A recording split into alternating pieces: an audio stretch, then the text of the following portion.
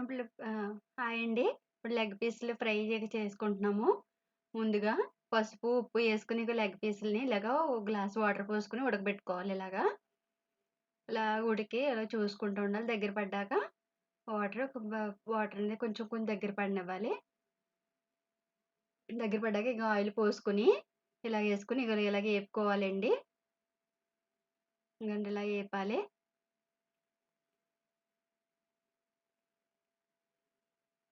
ఇలా ఏగాలి. అలాగా ఏగిన తర్వాత బాగా కొంచెం తిప్పుకుంటే ఏపుకోవాలి. ఇగోండి ఏపుకున్నాక మళ్ళీ ఓ దాకలో యేసుకొని అయన్నీ కూడా కారం, ఇగోండి ఈ మన కొత్తిమీరి, కరివేపాకు అన్నీ యేసుకొని ఏపుకోవాలి. ఇది లెగ్ పీసులు ఫ్రై అండి. ఇలా చేసుకోవాలి. థాంక్స్ అండి.